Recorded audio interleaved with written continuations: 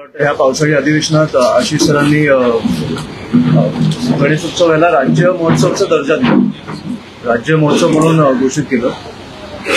ते घोषित केल्यानंतर आमच्याकडे काही तक्रारी आल्या की काही खासगी कॉलेजेस असतील किंवा शाळा असतील तिकडे परीक्षा घेतल्या जाते या काळात.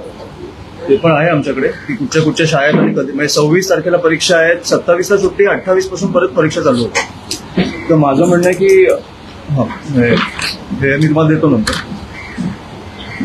राज्य महोत्सवाचा दर्जा दिल्यानंतर मला वाटतं की अशा कॉलेजेस किंवा शाळांमध्ये हा सगळ्यांचा उत्सव आहे, त्याच्यामुळे सगळ्यांनी तो आनंदात साजरा केला पाहिजे.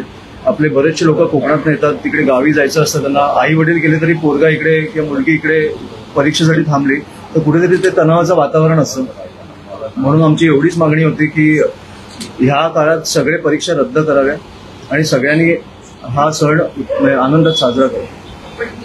शालेय मंत्री किंवा इतरांकडे सगळ्यांकडे वेगवेगळ्या मंत्र्यांकडे जाण्यापेक्षा मला वाटलं की कल्चरल मिनिस्टर आहेत, मला वाटतं ह्यांनी जाहीर केलंय, ह्यांनी घोषित केलंय आपल्या पावसाळी अधिवेशनात आणि खूप उत्तम संकल्पना आहे. त्याच्यामुळे मला वाटतं की त्यांच्याकडे येऊन त्यांनी सगळ्यांना एक परिपत्रक काढायला सांगितलं तर बरं होईल. आता मला वाटतं 27 तारखेला उत्सव चालू होतोय, त्याच्यामुळे सगळीकडे जाण्यापेक्षा एकीकडून एक निरोप गेला तर मला वाटतं बेटर होईल. पदाधिकाऱ्यांसोबत शिष्टमंडळ शेलांना भेटल्यानंतर तुमची स्वतंत्र सुद्धा चर्चा झाली काही मिनिटात, त्या चर्चेत होतं काय? नाही, आम्ही बाहेर खूप जुने संबंध, त्याच्यामुळे आम्ही खाजगी बोललो, असं काय राजकीय काही बोललो. सगळ्या बोर्डांसाठी मला वाटतं महाराष्ट्रात जे बोर्ड आहेत त्या सगळ्यांसाठी, त्या सगळ्यांना ह्या गणेशोत्सवात हा गणेशोत्सव साजरा करता आला पाहिजे. सुट्टी, परीक्षा तर नकोच पण सुट्टी पण मिळाली पाहिजे एवढी आमची मागणी होती. मध्यंतरीच्या काळात मनसे आणि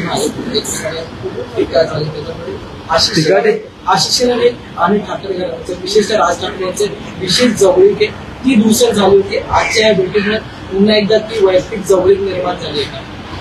असं मला वाटत नाही कधी असं ते दुरावले होते. मला वाटतं ते साहेब आणि आशिष शेलार सर खूप जुने मित्र आहेत, त्याच्यामुळे ज्या टीका होतात त्या मला वाटतं राजकीय होतात, कधी असं वैयक्तिक टीका होत नाही आणि राजकीय टीका असल्याच पाहिजेत. जर विरोधी पक्ष असेल तर मला वाटतं की सरकारवर टीका केल्याच पाहिजेत. काय चुकत असेल तर आम्ही कधी चुकलं तर तुम्ही आम्हाला समजवलं पाहिजे. त्याच्यामुळे ह्याच्यात वैयक्तिक कधी दुरावा होत नाही. मला वाटतं साहेबांनी दिलं.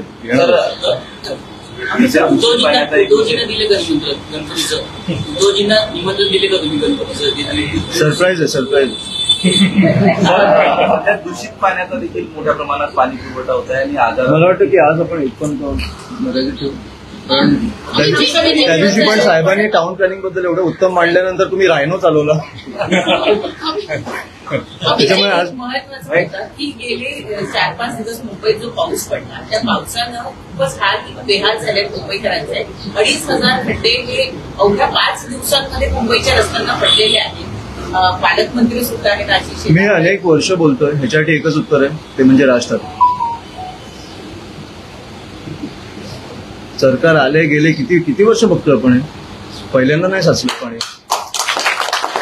एकच उत्तर आहे, एकदा संधी द्या. नाशिकमध्ये दिली, तुम्हाला कळलं काय झालं. त्यामुळे